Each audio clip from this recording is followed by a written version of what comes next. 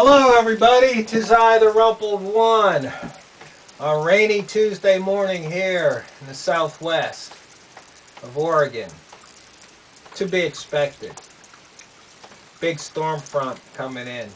Dumping rain up and down the coast. California, Oregon, I think Washington too. So, did you enjoy the Super Bowl? I didn't watch it. I didn't really care who won the game. I mean, I'm neutral when it comes to the Patriots and the Seahawks. Sea chickens or sea hags. I guess they really blew the game from what I understand. Dumb call at the goal line. They could have won the game. I know my buddy Mikey. He's sad. He wanted his Sea Chickens to win back-to-back. And of course, there's a lot of commentary, criticism about the cheating Patriots win again. Talking about the deflated footballs. I guess there's video footage showing the ball boy disappear into the bathroom for 90 seconds with all the balls. I mean, isn't that kind of dumb? If you're worried about the balls, shouldn't it be a neutral party? And right before the game starts, then you take the balls to the sideline so you don't have any of these shenanigans? I mean, a lot of this stuff could be avoided, but I think, once again, it's just part of the overall bread and circus. You know, people paying attention to sporting events, circus events, rather than what our government's doing. Oh, not to mention the gold cleats. And the crotch grab. I watched that video of the crotch grab. I mean, really? You're going to fine the guy over $10,000 because when he flips in the end zone, his hand goes there? Uh-oh, maybe I'll get fined if YouTube finds out about it. Just some of the stuff that's going on is just beyond ridiculous. It just really is. I mean, sports is sports. But somehow,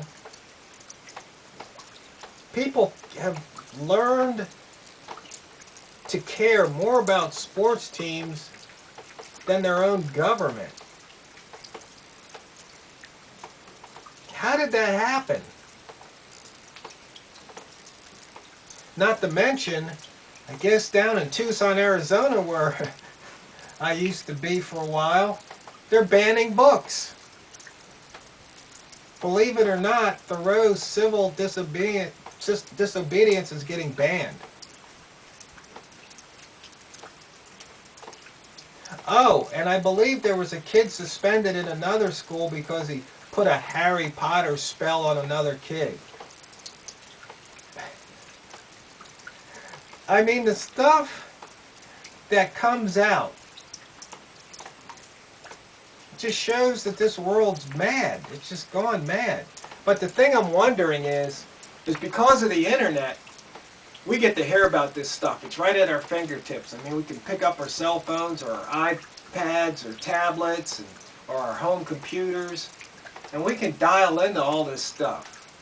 And see, maybe a lot of this stuff's been going on, you know, pre-internet days. We just didn't get to hear about it if it didn't hit the newswire.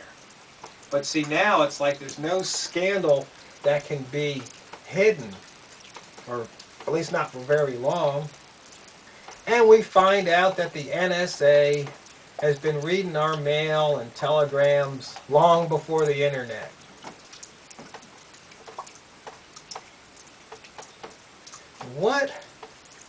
What's going on?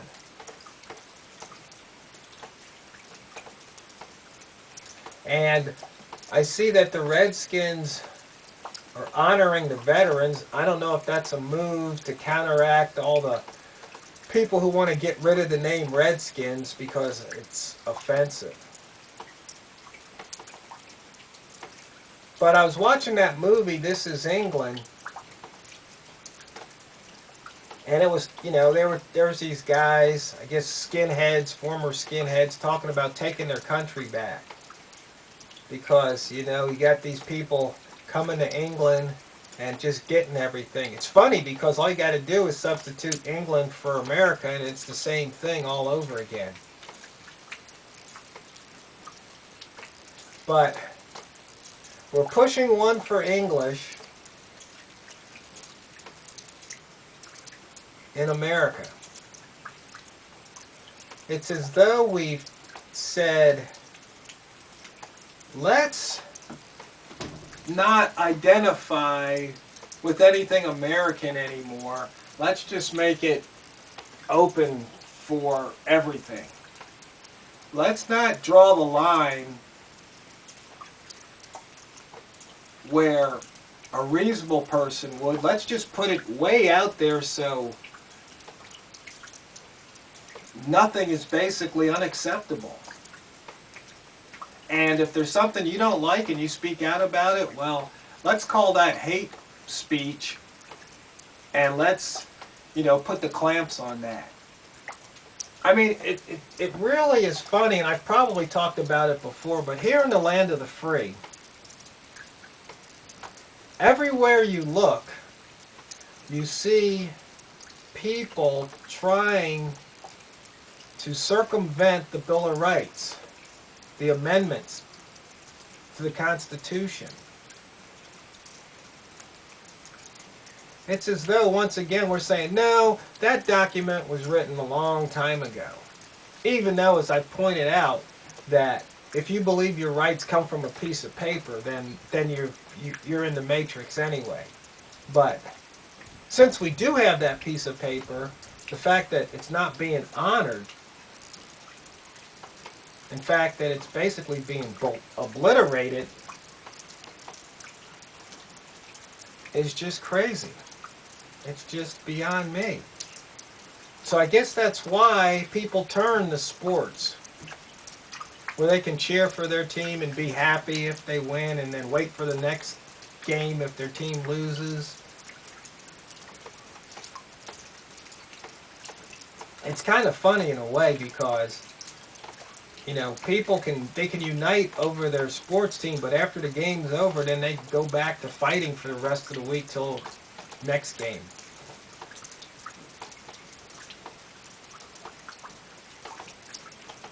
I don't know, maybe it's the time of year, because I just see a lot of people squabbling, getting upset. I mean, what happened to debate, civil debate and discourse? I mean, just because you're losing the argument, now you want to denigrate your opponent, start calling names, calling them stupid, idiot, whatever. And if you can't argue from facts and use logic and reason, show how you come to your conclusion, bring evidence to the table. I mean, I was at a meeting last week in this Mayberry little group. Mayberry prepares for disasters. And they were talking about cutting up a spool of rope into 50-foot lengths and handing it out. And somebody pointed out, it's just like, well, why do you want to cut the rope? Why don't you wait until we have a disaster, and then you see how much, where we should cut the rope? Should it be 100-foot lengths or 20-foot lengths or 50-foot lengths? Why do you want to pre-cut the rope? There's no point in it. And then this argument went back and forth. And then, one of the people just got in a huff and said, well, they just wanted to just throw in the towel, give up, because they couldn't defend their position. And I'm thinking to myself, I don't want to be around people like that if there was a disaster. And these are the people who are supposed to lead the community? No, I'll stay here on the hill. They're on their own. But anyway,